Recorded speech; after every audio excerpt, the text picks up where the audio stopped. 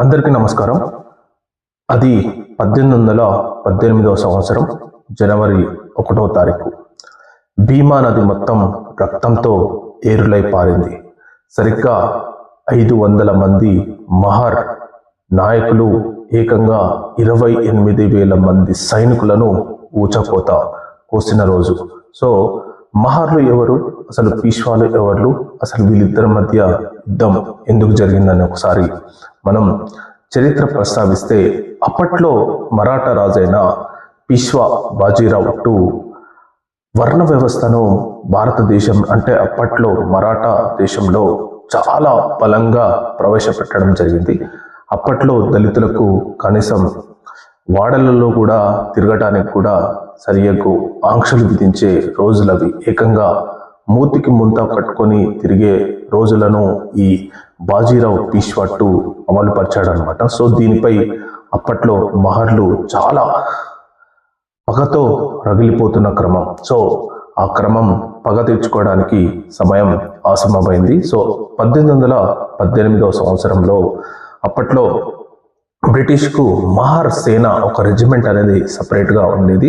ఆ సేనల యొక్క అవసరం పూనా యుద్ధంలో ఈస్ట్ ఇండియా కంపెనీకి అవసరం రావడం జరిగింది. అప్పట్లో మహర్ నేతలు పీష్వాల రాజులైన బాజీరావు టును ఒక మాట అడగడం జరిగింది. మేము ఆంగ్లేయులకు పోరాటంగా యుద్ధాన్ని ఆరంభిస్తాము, వాళ్ళతో పోరాడి గెలుస్తాము.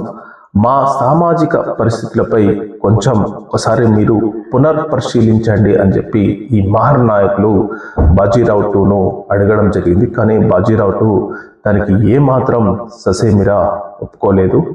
ఏదైతే అప్పట్లో అమలుపరుస్తున్న వర్ణ వ్యవస్థను అంతకంటే అదే స్థితిలో అమలుపరుస్తానని చెప్పి అతను ఖరాఖండిగా చెప్పడం వల్లనే ఈ మహర్ నాయకులు ఆంగ్లేయుల తరపున యుద్ధంలో పోరాటంలో నిలిచి ఈ బాజీరావు పీష్వాలను ఏకంగా పీకలను కోసి అక్కడ భీమా నదిలో పారివేయడం జరిగింది.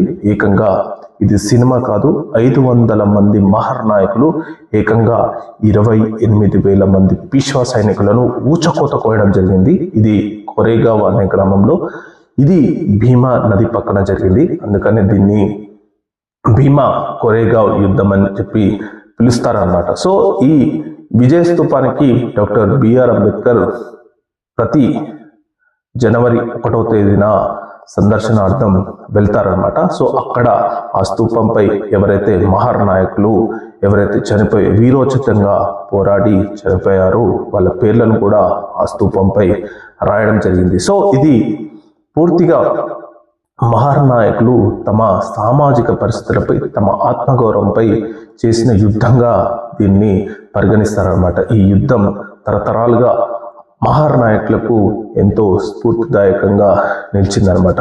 ఆ తర్వాత 1927వ సంవత్సరంలో ఏదైతే బ్రిటిష్ వాళ్ళు కూడా మహర్ నాయకులు ఏదైతే సహాయం చేసిరో ఆ సహాయానికి నమ్మక ద్రోహం కూడా చేయడం జరిగింది. ఆ నమ్మక ద్రోహం ఫలితంగానే 1927వ సంవత్సరంలో ఎవరు అంటరాని కులాలు కూడా ఈ పోలీసు ఉద్యోగంలోనూ మరియు మిలిటరీ ఉద్యోగంలో చేర్చుకోవద్దని చెప్పి ఒక జీవోను తీసుకురావడం జరిగింది. సో దానికి వ్యతిరేకంగా డాక్టర్ బిఆర్ అంబేద్కర్ భీమా కొరేగావ్ స్తూపాన్ని సందర్శించి ప్రతి ఏటా జనవరి 1వ తేదీన సందర్శించేవాడు అనమాట.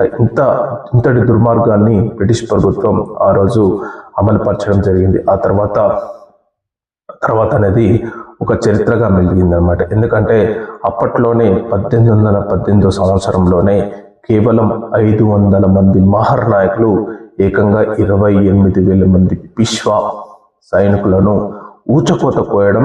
సో అప్పట్లో వర్ణ వ్యవస్థ విపరీతంగా ఉండి కనీసం వాడలలో కూడా తిరగడానికి అనుకూలమైన చోటు లేనప్పుడే వీళ్ళు ఒక వీరులుగా మహర్ నాయకులు పోరాడి పీకలను కోయడం జరిగిందనమాట. సో ఈ సందర్భంగా అప్పట్లో మహర్ నాయకులు ఎంతో స్ఫూర్తిదాయకం. చాలా మంది తరతరాలుగా కొచ్చుకునే ఈ భీమా కొరేగావ్ విజయ స్తూపం కూడా ఏర్పాటు చేయడం జరిగింది. Thank you.